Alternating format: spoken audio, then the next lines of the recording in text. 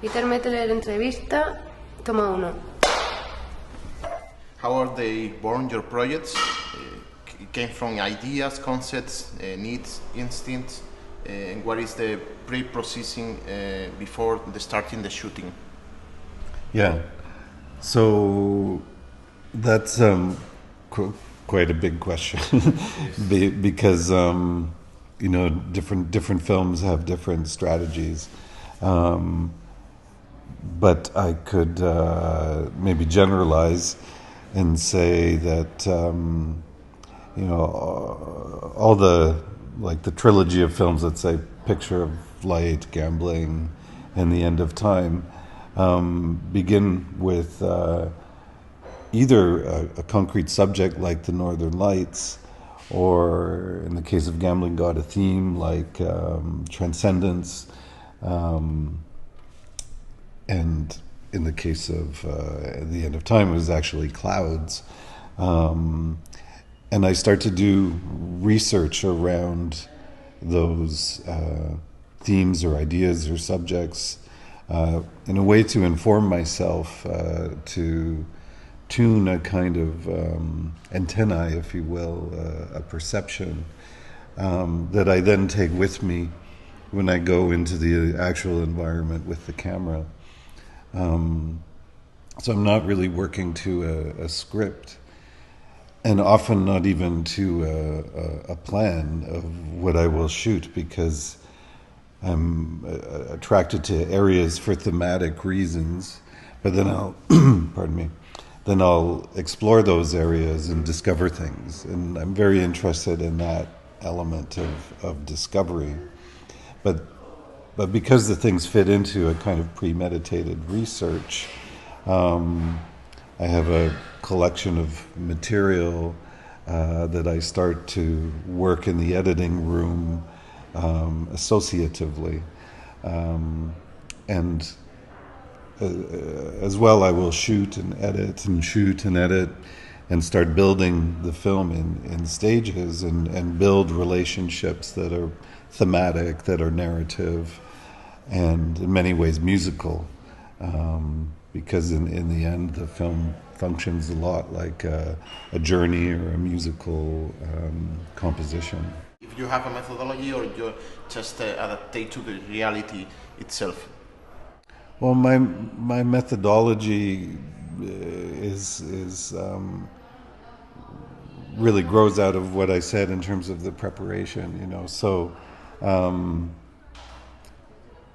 I'll have these themes or these I call them actually filters.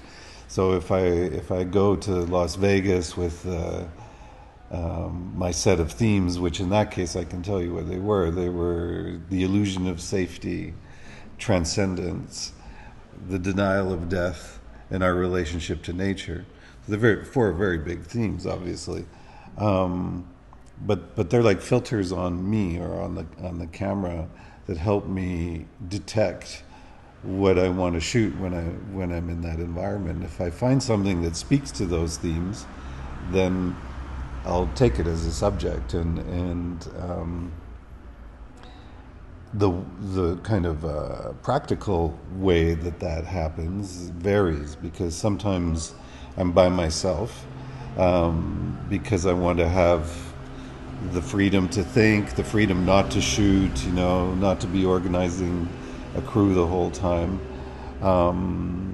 And sometimes I just want to engage with people one-on-one.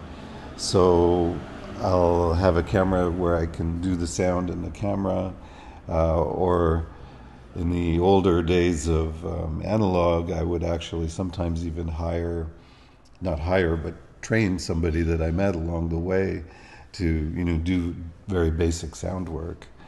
So you sacrifice sometimes quality, but you gain on the personal level.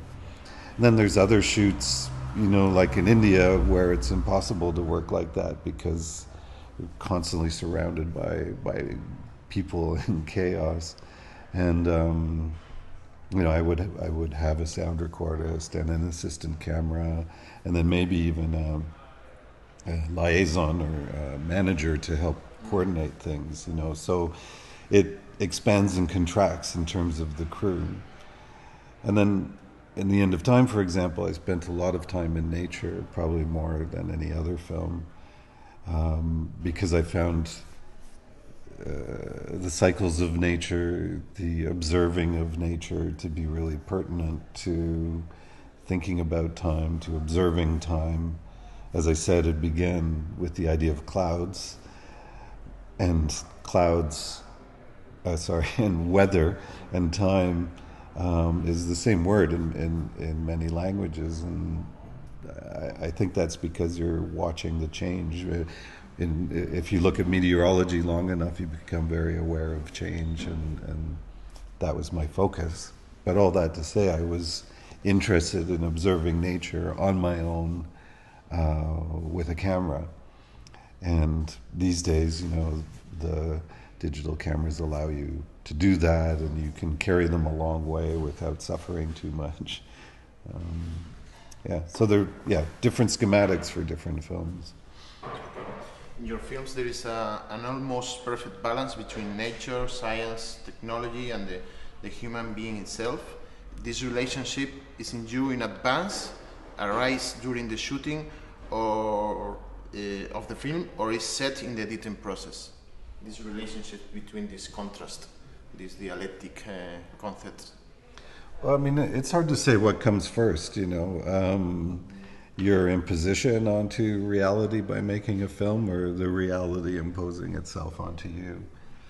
But those dynamics have been part of me for a long time. I guess they compose my interests, and I mean, I have a kind of fondness for scientists, especially after having visited CERN for The End of Time, where it's physics, obviously. But I was so surprised how theoretical the physics actually was. Before I went there, I kind of thought, well, these are laws, this is the way it is.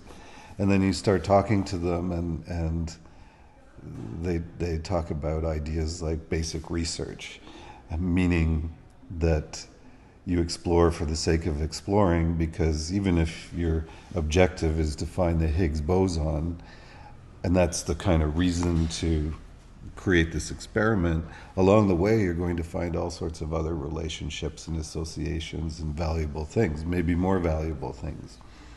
And I could really relate to that as a filmmaker, because it's like I said, I start to observe meteorology, but then in the end come up with all kinds of other scenarios and ideas and situations. So I guess science as one component is a pursuit of knowledge, pursuit of understanding, pursuit of wonder, which I actually said directly in Picture of Light at the beginning of the film. I'd met this man, Andreas Zücht, who's a scientist, and he was interested in pursuing the wonder of the Northern Lights from more of a scientific point of view, and I was interested in it as an artist maybe, or a philosopher.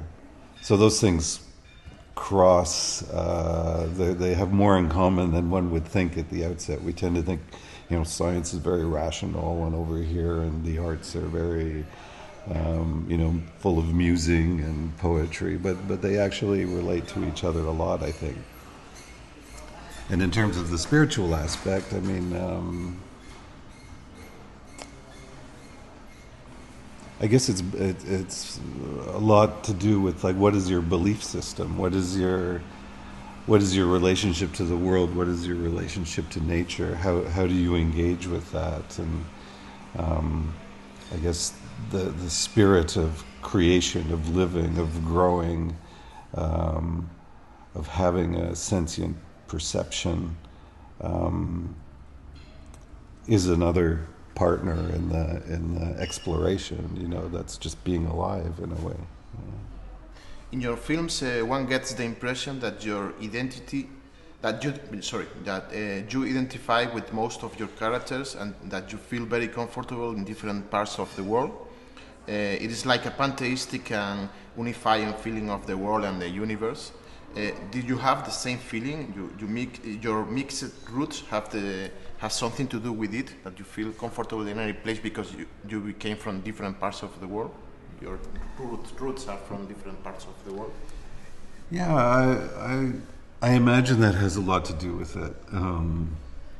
The fact that I was born to Swiss parents in Canada, and from an early age had a kind of cultural duality.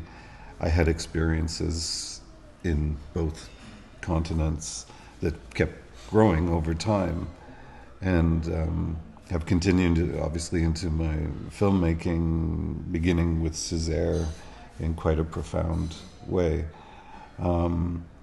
So there's, I think that dualism, or whatever you want to call it, actually has affected the films formally, because you're always seeing shifts in perspectives, you're seeing comparisons, looking at something from this point of view and then that point of view culturally, or through individuals, like in the same film you'll have a techno rave and a Pentecostal church. But I'm looking for the things that run through these human beings and myself that we have in common. I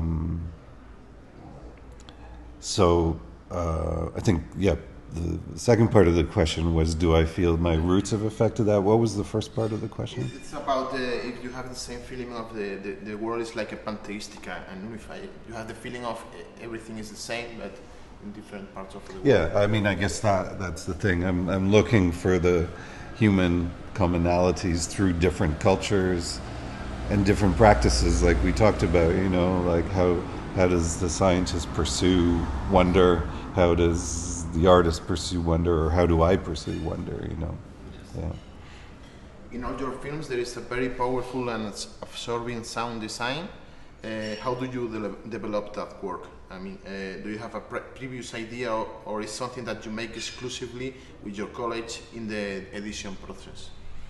Yeah, I mean, the films are kind of diaristic on every level, meaning that once the process starts, it's a kind of collecting process, collecting links and associations. So sound is part of that right from the beginning. While I'm shooting, I'm often listening to different kinds of music that feel emotionally or intellectually related to the subject, or very specifically related to the subject. As well, I'm recording, or a sound recordist is recording and collecting ambient sounds of particular environments. And then when I get into the editing, I'm using all those things simultaneously. Like it can happen that the sound is the motivation for cutting a scene. For example, in Hawaii, there's a sequence with peeper frogs, like not dogs, frogs.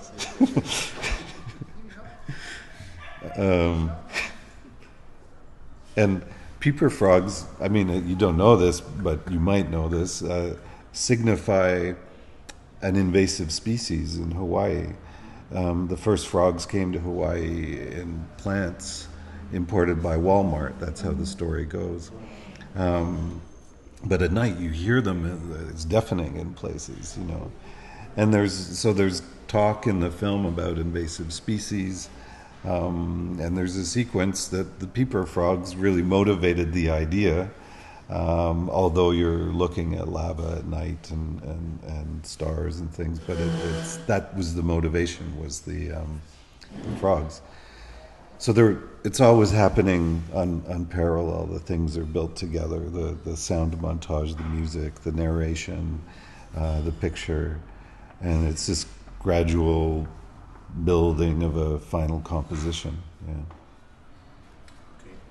Tell us about your work as a cameraman and cinematographer. you've worked with others, some other directors, but what is the difference between working with others or for yourself?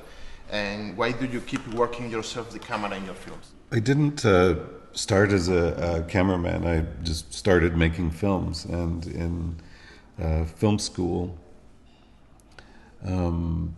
we would often work on each other's films, and I actually was more interested in doing sound as my job. But people kept asking me to do camera for them, so I did. And it was actually where my relationship with Amyga started, was right at the end of film school. And then I shot a number of films with different people, but they were really more like collaborations between filmmakers. Especially in the early days, there was a lot of exchange just about how do you make a film all together.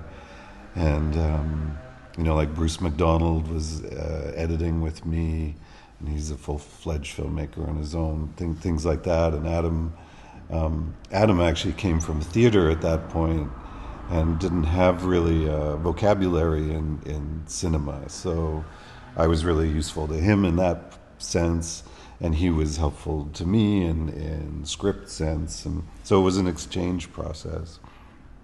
And I mean, I really like shooting films because you don't have the weight of the entire project, both the creative weight and the administrative weight and the responsibility. When you're doing camera, the machine's operating, and you're basically trying to help get at the heart of the project through the camera. It's a very important job, so it's quite a joyful job to be helping in that and relating with the creators of the film. But I don't do it as a profession, and I don't do it regularly. It's just once in a while, if it's the right kind of project, and if I need the money, because it's also a job, I do it again. Yeah. And why do you keep working yourself with the camera in your films? Why do you prefer to do that? Yeah, because it's direct. I mean, that's the simplest answer. Because, why? Well, maybe it's a bad example, but I was going to say, why would a painter not paint his own painting? But I mean, some painters do that too. They have schools where the students do the paintings in the style of the painter in the old times. Maybe a musician's a better one. Why, if you're a pianist, why would you get somebody else to play it for you? That's your form of expression. And camera is a big part of my form of both expression and exploration. But in the End of Time, for example, the India sequence, I sent my camera assistant to film that sequence, and it was very interesting because we talked quite a lot about what to shoot, of course, but more how to shoot, how to respond and how to look and that kind of thing. And she did an amazing job. And I'd been to those places before, so I knew what was there to be seen in general. And that's becoming more interesting to me, to actually have people produce material that I would then edit with. Yeah. Okay. What is cinema for you? It's a necessity, an addition. Do you think you could live without it? Well, sometimes it's kind of love and hate. I guess I've gotten embroiled in it from an early age as a way to interact with life, as a pursuit of knowledge, a spiritual pursuit, and at times often I think the film that I've made is the last film I'll make, but lots of filmmakers say that. Because it's kind of it's such a mediated, technological, egoistic, money-driven, da-da-da-da-da-da. It's got all these hard things to manage at the same time. And then this ultimate paradox for me is you know, a lot of the films are addressing how do we be in this environment, how do we connect to the present moment, and of course doing that with a camera, with film in general, is full of paradoxes. But I'm still embroiled in this pursuit. I don't see it stopping, but I can imagine one day maybe a musical instrument might take over, or sometimes I fantasize about just walking, because that's one of the great joys is just to walk and see, and whether it's in a city, in a forest, and that's in a way filmmaking too, what you look at and what it makes you think about. And so you've always been in a search of the mystery, of the essence and the unrepresentable. It's like a religious search. It is cinema, your own way to search for this essence. And another question is, did it work? You have achieved, even in part, your personal and spiritual goals with cinema? Well, if the goal is a kind of process of reflecting on our state that we have today with the medium of cinema, then yes, that goal is successful. But, you know, it's basically meditations and ruminations. There's not a conclusion. What would be the conclusion? You know, you could say, well, enlightenment, everything making sense at some point, but no, it's a constant questioning.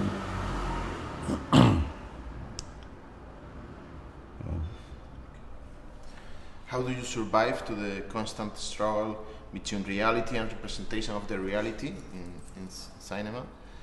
Do you think it is not a bit schizophrenic for you? And do you think it is less real, the life that you that we see through the eyes that the one that there is in the film through the camera? I mean, reality itself and reality through the camera. Yeah, I mean, that's what I was talking about when I said I can imagine a life of just walking, you know, without the camera.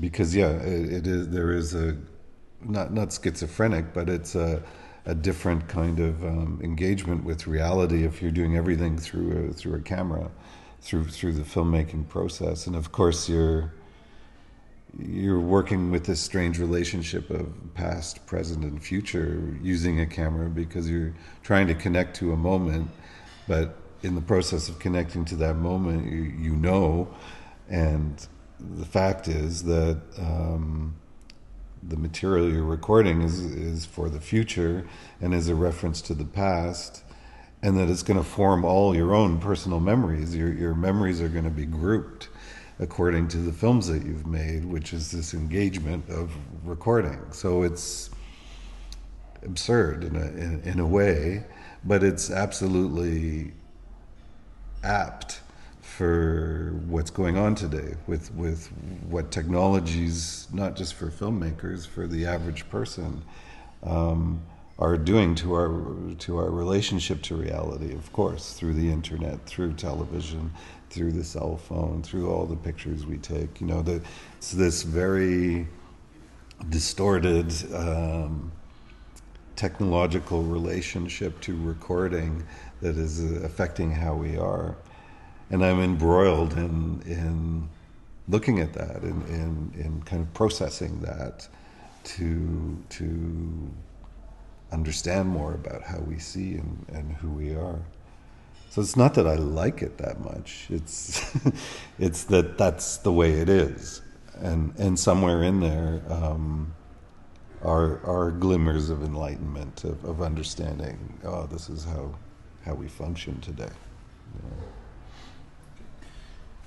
What did you decide to leave the world of fiction and work with actors in films like The Top of His Head and The Tectonic Plates to focus on documentary and economic independence, more economic independence? Césaire, before those two films you mentioned, was done very independently as well, and used several different kinds of formal languages in one film, and was in a way very free and naive in many ways, coming out of film school. But it's that process that really interests me, that creative process, which is nothing unusual in any art form. You explore and you create and you discover and you improvise, and at some point you get a work. But in filmmaking, it can be quite difficult if you're working in the industrial realm and the more fiction-based realm, where you're working with large crews and heavy technology and budgets and unions of people. It becomes very much like a kind of factory situation where it's regulated, and that's interesting in its own way. But I found when I was working in that, it just didn't offer me the kind of exploration I was interested in. Didn't have enough looseness, I guess, in the structure. And documentary, it's kind of it's just another genre name, but luckily it means, for most people, most institutions, it's an exploratory process. So I was able to go into that. But if you look at my documentaries, they're not like your traditional documentary. They're really, essayistic compositions. There's a lot of stylization at times, and they just function like a cinematic experience. But documentary allowed me that room. And it's not to say I wouldn't work again with actors in fiction and a script, because I think that's also a powerful way to work. It's just a different system.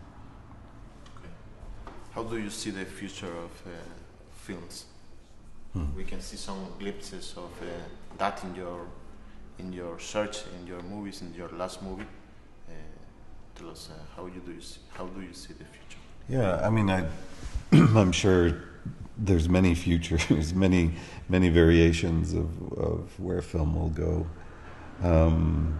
It's curious now to see everybody doing selfies and to see Facebook and to see people doing diary films basically every day.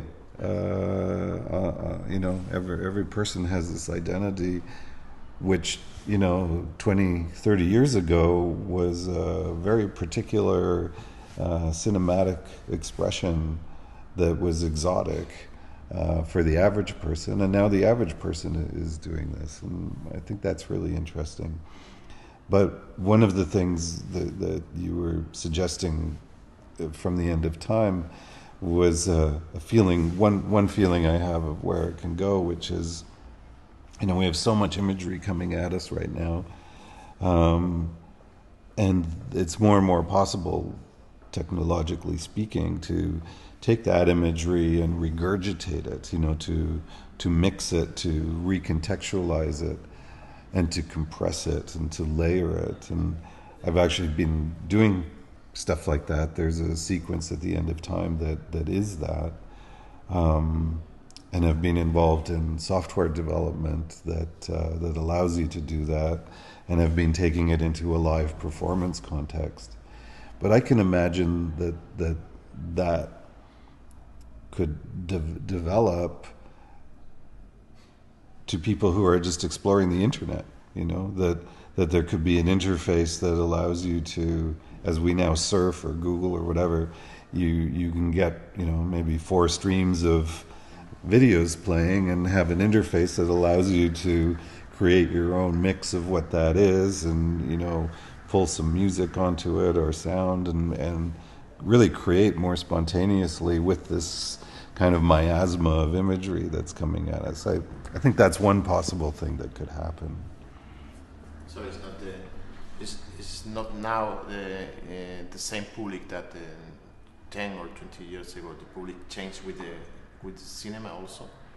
I think, same way? yeah, I think so. I mean, you know, we were talking in the master class about slowness, and you know, can a new generation deal with a long shot? It's a good question, and of course, you know, I'm surprised with a lot of my younger friends and associates. They don't know who Antonioni is or Tarkovsky is, and these are of course very important to me, cinematic temperaments, let's say, or signatures. But yeah, things move along, and there is this strange thing that everybody is a filmmaker and a photographer now. And where all that is going to go, it's probably just going to blow up one day, just disappear on everybody's hard drive and be gone. And we'll start over again. I don't know.